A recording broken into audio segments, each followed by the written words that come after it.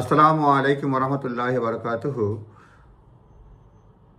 আমরা অনেকেই জানি যে ইমিগ্রেশন রুলসে যদি কেউ ব্রিটিশ সিটিজেনের বা সেটেলড পার্সনের স্পাউস হয়ে থাকে এবং সে যদি ডোমেস্টিক ভায়োলেন্সের ভিকটিম হয়, ইউকেতে সে ইনডিফিনিট লিভ টু পেমেন্ট পেয়ে যায় ভিকটিম অফ ডোমেস্টিক ভায়োলেন্স সেই হিসেবে অ্যাপ্লাই করলে।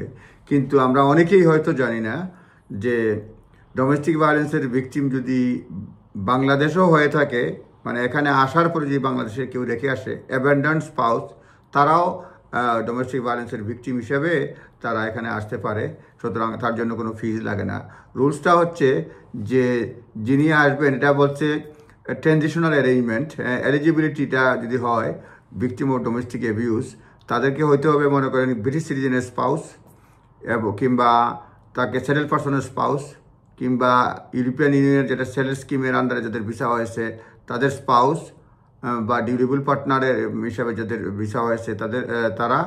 সুতরাং এই কয়েক ক্যাটাগরির লোকজন যদি এখানে প্রথমে আসার পরে যদি ডোমেস্টিক ভায়োলেন্সের কারণে তারা নিজ দেশে ফেরত পাঠানো হয়ে যায় বা রেখে আসা হয়, রাখার পরে দেখা গেল তার পাসপোর্ট রেখে আসছেন, এইসব কারণে যদি বাংলাদেশে বা ইন্ডিয়ায় রেখে আসেন বাচ্চা সহ, কোনো ধরনের ফাইন্যান্সিয়াল হেল্প করেন না, তাহলে ওই মহিলা বা পুরুষ, স্বামী বা স্ত্রী ডোমেস্টিক ভায়োলেন্সের ভিকটিম হিসাবে ব্রিটেনে ফিরে আসতে পারবেন। এটা 2024 সালে শুরু হয়েছে, জানুয়ারি মাসের দিকে, এখনও রয়েছে। সুতরাং যে কেউ এর সুবিধা নিতে পারবেন এবং এর জন্য কোনো ফিজ লাগবে না, কোনো রিকোয়ারমেন্ট লাগবে না, ইনডিফিনিট লিভ টু এন্টার দিয়ে দিবে। সুতরাং আপনারা এই ভিসার সাহায্য নিতে পারেন। তবে যারা স্টুডেন্ট বা তাদের স্পাউস হবে না, যারা সেটেলড পার্সনের স্পাউস, ব্রিটিশ সিটিজেনের স্পাউস কিংবা এখানে ইউরোপিয়ান ইউনিয়নের যারা সেটেল স্কিমের মধ্যে আছে তাদের স্পাউস, অর্থাৎ কাউকে বিয়ে করেছে, এই 3 ক্যাটাগরি বললাম। আর মানে যারা অ্যাসাইলামের ক্ষেত্রে যারা গ্রান্ট হয়েছে সেক্ষেত্রেও তারা সুবিধাটা পাবে। সুতরাং তাদের স্পাউসরা আর কি। সুতরাং এটা নিজ দায়িত্বে দেখে নেবেন, জাস্ট গাইডেন্স।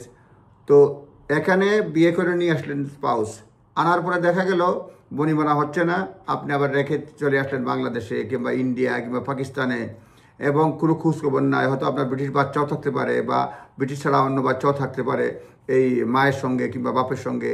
অর্থাৎ এই যে ফাইন্যান্সিয়াল কন্ট্রোল, তাদের কোনো পয়সা না দেওয়া, অসহায়ভাবে রেখে আসা, অ্যাবন্ডন করা, এটা পার্ট অফ ডোমেস্টিক ভায়োলেন্স। এবং তারা যদি প্রমাণ করতে পারে যে এখানে আসছিল ডোমেস্টিক ভায়োলেন্স হয়েছে এবং অন্যান্য এভিডেন্স দিবে, কবে আসছিল, কীভাবে আসছিল, সেই ধরনের এভিডেন্স দিয়ে অ্যাপ্লাই করলে পরে তারা ব্রিটেনে ফিরে আসতে পারবে এবং তার জন্য কোনো ফিজও লাগবে না। সুতরাং নিজ দায়িত্বে দেখে নেবেন। কেউ যদি এ ধরনের হয়, বিয়ে করে রেখে আসছেন, তারা এই গ্রাউন্ডসে অ্যাপ্লাই করতে পারবেন। তবে তাদেরকে একবার আসতে হবে, লিমিটেড লিভ এখানে থাকতে হবে, মানে একবার আসতে হবে, তারপরে ফেলে আসতে নিতে হতে হবে। শুধুমাত্র বাংলাদেশে বিয়ে করছেন, জীবনেও অ্যাপ্লাই করেন না, আনেন নাই, এটাই ক্রাইটেরিয়ার মধ্যে পড়ে না।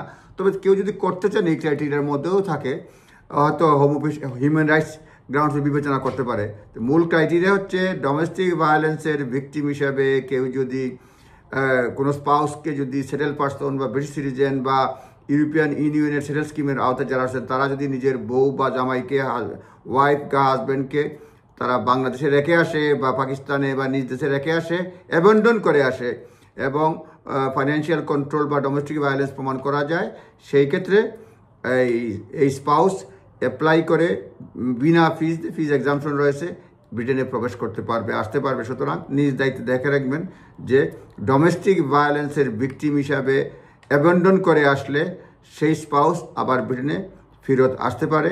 এবং সুতরাং কেউ অসহায় ভাববেন না, আইনের আশ্রয় নেন, আইন আপনাদেরকে সহযোগিতা করবে। নিজস্ব লয়ারের পরামর্শ নেবেন। ভালো থাকবেন। আসসালামু আলাইকুম।